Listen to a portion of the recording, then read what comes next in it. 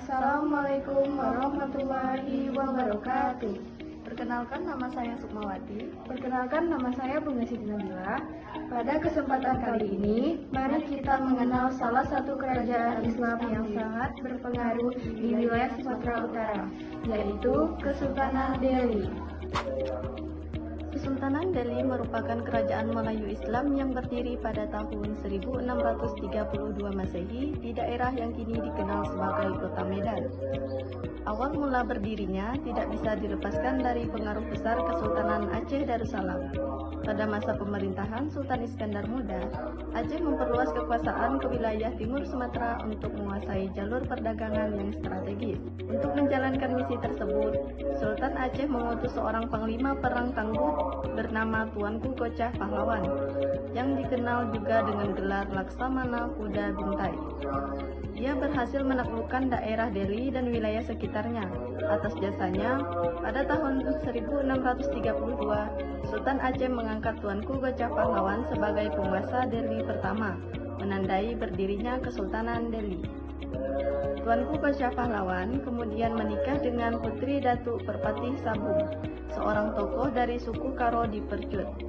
Pernikahan ini membawa hubungan baik antara suku Melayu dan suku Karo dan menjadikan kerajaan Delhi semakin kuat secara politik dan sosial. Di bawah kepemimpinannya, Delhi menjadi wilayah yang aman, makmur, dan mulai dikenal sebagai pusat penyebaran agama Islam di Sumatera bagian timur. Gocah Pahlawan wafat, kekuasaan dilanjutkan oleh Tuanku Panglima Parunggit, yang dikenal sebagai Sultan Delhi II. Ia berperan penting dalam membawa Kesultanan Delhi menjadi kerajaan yang mandiri dengan memisahkan diri dari pengaruh Kesultanan Aceh sekitar tahun 1669 Masehi. Pada masa pemerintahannya, ibu kota kerajaan dipindahkan ke Labuhan Delhi agar lebih mudah menjalin hubungan dagang dengan pedagang dari luar negeri. Pada abad ke-19, Kesultanan Delhi mencapai masa keemasannya di bawah pemerintah Sultan Ma'mun Al-Rashid Perkasa Alam Shah, yang pemerintah antara tahun 1873 hingga 1924 Masehi. Di masa inilah, Delhi dikenal di seluruh dunia karena hasil tembakau Delhi yang berkualitas tinggi, bahkan diekspor hingga ke Eropa. Kekayaan dari hasil perdagangan itu membuat Delhi menjadi salah satu kerajaan terkaya di Nusantara. Sultan Ma'mun tidak hanya memperhatikan ekonomi, tetapi juga sangat peduli tentang terhadap pendidikan, budaya, dan agama. Ia membangun berbagai fasilitas umum, istana megah, serta masjid yang indah sebagai simbol kemajuan Islam Delhi. Sultan-sultan terkenal Kesultanan Delhi. Selama berdirinya, Kesultanan Delhi dipimpin oleh banyak sultan, namun beberapa di antaranya dikenal paling berpengaruh. 1. Tuanku Gocah Pahlawan atau Sultan Delhi I, pendiri dan pemimpin pertama yang membangun dasar kerajaan serta memperkenalkan sistem pemerintahan Islam.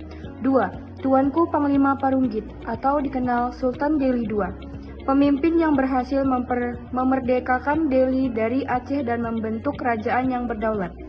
3. Sultan Osman Perkasa Alam, yaitu Sultan Delhi VIII. Pada masa ini, hubungan Delhi dengan pemerintah kolonial Belanda semakin intens, terutama dalam perdagangan tembakau. 4. Sultan Ma'mun Al-Rashid Perkasa Alam Shah, yaitu Sultan Delhi IX, sultan paling terkenal yang membawa Delhi mencapai puncak kejayaan. Ia juga membangun banyak peninggalan monumental yang masih berdiri hingga kini. Peninggalan bersejarah Kesultanan Delhi. Hingga saat ini, banyak peninggalan Kesultanan Delhi yang masih bisa kita lihat dan menjadi bukti kemegahan masa lalu. Yang pertama adalah Istana Maimun, dibangun pada tahun 1888 oleh Sultan Ma'mun Al-Rashid. Istana ini menjadi simbol kejayaan dan kemakmuran Delhi. Arsitekturnya unik karena memadukan gaya Melayu, India, Timur Tengah, dan Eropa. Warna kuning keemasan yang mendominasi istana melambangkan kebesaran kerajaan Melayu. Di dalamnya terdapat singgasana sultan, pakaian kebesaran, dan benda-benda pusaka yang kini menjadi warisan budaya nasional. Peninggalan penting berikutnya adalah Masjid Raya Al-Masun, dibangun pada tahun 1906 dan selesai pada 1909. Masjid ini dikenal sebagai salah satu masjid terindah di Indonesia, dengan arsitektur bergaya campuran Moor, India, dan Eropa. Masjid ini menjadi pusat kegiatan keagamaan dan dakwah Islam di kota Medan hingga sekarang. Selain dua bangunan megah tersebut, ada juga kompleks makam Raja-Raja Delhi di Labuhan Delhi, tempat dimakamkannya Tuanku Bocah Pahlawan dan para sultan penerusnya. Batu nisan di kompleks makam ini dihiasi ukiran kaligrafi Arab Melayu, menandakan kuatnya pengaruh Islam dalam seni budaya Kesultanan Delhi. Peninggalan lain termasuk naskah-naskah kuno beraksara Jawi dan Arab Melayu, alat musik tradisional Melayu, serta berbagai adat istiadat Melayu Delhi seperti tepung tawar, menabalkan sultan, dan adat berina yang masih dijaga hingga kini. Pengaruh Kesultanan Delhi terhadap perkembangan Islam. Kesultanan Delhi memainkan peran besar dalam menyebarkan Islam di Sumatera bagian utara, terutama di daerah Medan, Langkat, dan Serdang. Para sultan menjadikan syariat Islam sebagai dasar pemerintahan. Setiap keputusan kerajaan berlandaskan ajaran Al-Quran dan hadis. Hal ini menjadikan masyarakat Delhi hidup dalam tatanan yang damai, adil, dan berakhlak. Selain itu, Kesultanan Delhi juga mendirikan banyak madrasah, surau, dan pesantren untuk mengajarkan Al-Quran dan ilmu agama.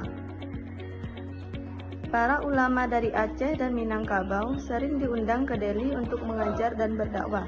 Dari sinilah banyak lahir tokoh agama yang kemudian melanjutkan dakwah Islam ke daerah lain di Sumatera Utara.